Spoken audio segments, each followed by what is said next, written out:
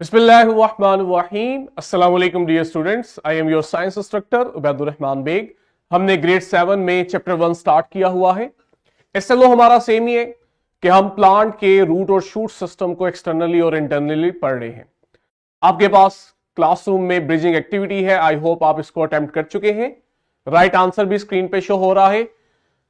आज हमारा focus stem पे है और हमने स्टेम को बिल्कुल जैसे रूट्स पढ़े थे, पहले उसका एक्सटर्नल स्ट्रक्चर पढ़ेंगे, फिर हम उसका इंटरनल स्ट्रक्चर पढ़ेंगे।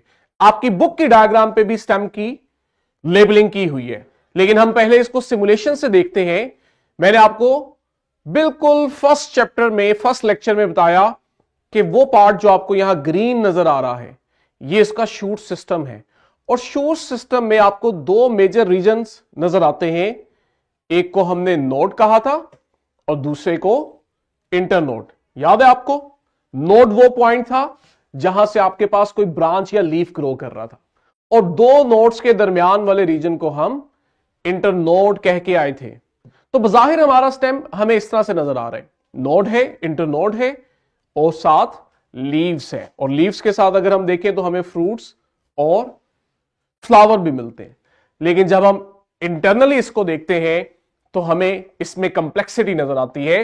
रूट्स की तरह स्टेम में भी जो सबसे बाहर टिश्यू लेयर है बच्चों, वो एपिडर्मिस ही कहलाती है। और जैसे ही हम एपिडर्मिस से इनर साइड पे आते हैं तो यहां हमें एक और थिक लेयर मिलती है जिसे हम कॉर्टेक्स कहते हैं। अगर आप नोटिस करें, हमने इसकी लेबलिंग में हर एक का फंक्शन भी बताया है, कौन सा सिंगल लेयर है, कौन सा मल्टी लेयर है। एपिडर्मिस प्रोटेक्शन दे रही है, कॉर्टेक्स फूड स्टोर कर रही है, और सबसे इनर साइड पे हमें वेस्कुलर बंडल मिलता है। यह अब आपके लिए नई टर्मिनोलॉजी है। वेस्कुलर बंडल बच्चों हम जाइलम और फ्लोएम को कलेक्टिवली कहते हैं। जाइलम हम सब जानते हैं कि यह वाटर और मिनरल्स की ट्रांसपोर्ट करती है, और फ्लोएम फूड की ट्रांसपोर्ट करती है। पहले हम सिमुलेशन पे आएंगे, मैं आपको सिमुलेशन से यह चीज दोबारा दिखाऊंगा।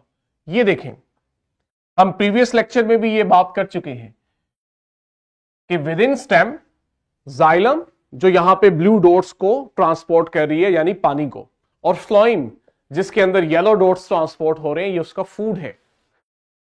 इन दोनों को हम कलेक्टिवली वेस्कुलर बंडल कहते हैं, जो आपने भी पढ़ा।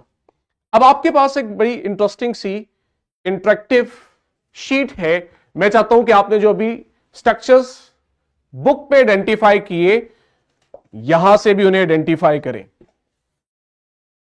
कुछ स्टेम का स्ट्रक्चर हमें इस तरह से डायसेक्ट करने पे इंटरनली नजर आता है।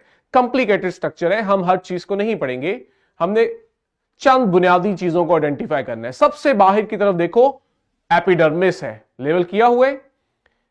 जब आप कट करते हो इसको और इनर साइड पे आते हो, तो ये जो आपको एक लाइट ग्रीन हिस्सा नजर आ रहा है, इसको हम कॉर्टेक्स कहते हैं। ठीक हो गया?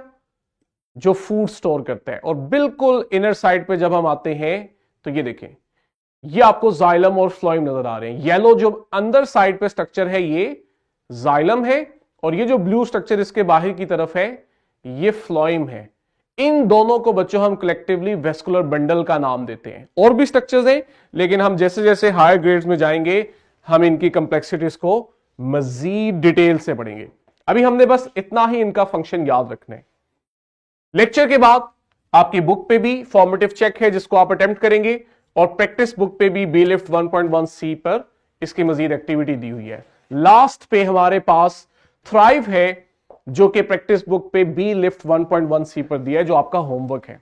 तो आई होप कि सिमुलेशन की मदद से, गेम की मदद से हमारे लिए स्टेम का एक्सटर्नल और इंटरनल स्ट्रक्चर अंडरस्टैंड करना निहायत ईजी हो गया। कल यहीं से कंटिन्यू करेंगे और इस एसएलओ को कंप्लीट करेंगे। टिल देन बच्चों, अल्लाह हाफिज।